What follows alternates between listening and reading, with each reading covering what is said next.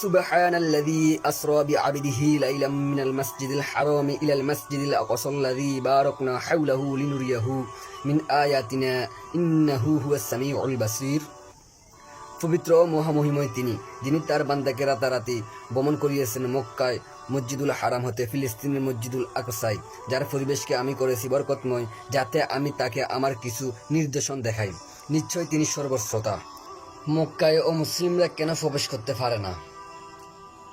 পবিত্র শহর মক্কা ও মদিনাতে ও মুসলিমদের প্রবেশ অধিকার নেই কেন? এটা অনস্বীকার্য যে পবিত্র শহর মক্কা ও মদিনায় ও মুসলিমদের আইনগতভাবে প্রবেশ অধিকার নেই। এই বিষয়ে আমরা 3টি পয়েন্টে কথা বলবো ইনশাল্লাহ।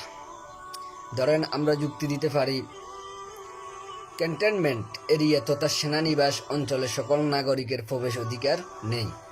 আমি একজন বাংলাদেশি নাগরিক, তা সত্ত্বেও সুনির্দিষ্ট কিছু এলাকায় আমার প্রবেশ অধিকার আছে। যেমন সেনানিবাস, প্রত্যেক দেশে এমন কিছু স্থান রয়েছে সেখানে দেশের সাধারণ নাগরিকদের প্রবেশ অধিকার নেই। কেবল সেসব নাগরিক যারা দেশের সেনাবাহিনীর তালিকাভুক্ত অথবা যারা প্রতিরক্ষা সংক্রান্ত কার্যক্রমের সাথে সংশ্লিষ্ট তারাই সেনানিবাস এলাকায় প্রবেশ করতে পারে।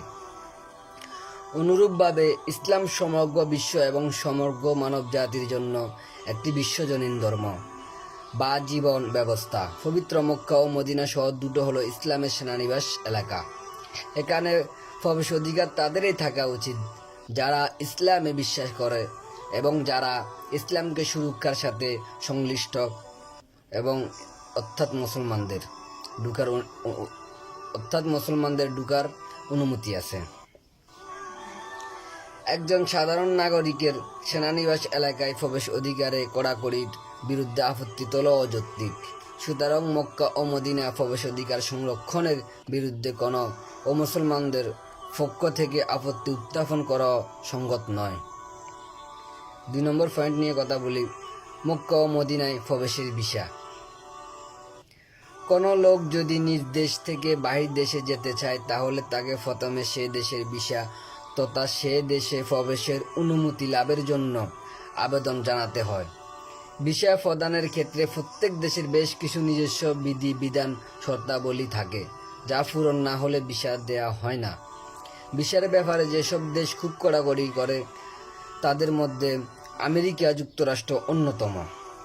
বিশেষ করে তৃতীয় বিশ্বের কোনো দেশের নাগরিকের ভিসা ইস্যুর ব্যাপারেও কড়াকড়িটা অত্যন্ত বেশি।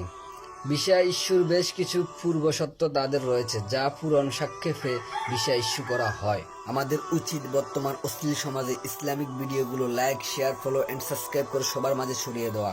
সম্ভবত এটা একটা সওয়াবের কাজ। আপনার কারণে একজন মানুষ ইসলামিক জ্ঞান শিখার সুযোগ পেল। আমাদের ধরেন এক ভাই সিঙ্গাপুর ভ্রমণ করতে যাচ্ছিল। যখন সিঙ্গাপুর পৌঁছে তখন দেখে সে তাদের ইমিগ্রেশন ফর্মে লেখা আছে যে মাদকদ্রব্য বহনকারীর শাস্তি মৃত্যুদণ্ড। সে যদি সিঙ্গাপুর ভ্রমণ করতে চায় তাহলে তাকে তাদের শর্তাবলী তথা আইন কানুন অবশ্যই মেনে নিতে হবে। সে ভাই এক কথা বলার অধিকার নেই যে মৃত্যুদণ্ড একটি বর্বর শাস্তি। সে ভাই যদি তাদের চাহিদায় শর্তাবলী পূরণ করতে পারে তাহলেই তাকে তাদের দেশের প্রবেশের অনুমতি দিবে। এভাবে যে কোনো মানুষের মক্কা ও মদিনায় প্রবেশের জন্য পূরণীয় প্রথম শর্ত হলো তাকে মুখে উচ্চারণ করতে হবে লা ইলাহা ইল্লাল্লাহ মুহাম্মাদুর রাসূলুল্লাহ, অর্থাৎ তাকে মৌখিক স্বীকৃতি দিতে হবে যে আল্লাহ ছাড়া কোনো ইলাহ নেই, মুহাম্মদ মুস্তাফা সাল্লাল্লাহু আলাইহি সাল্লাম আল্লাহর রাসূল। এটা হলো তার ভিসা পাওয়ার তথা প্রবেশের অনুমতি লাভের জন্য প্রথম শর্ত।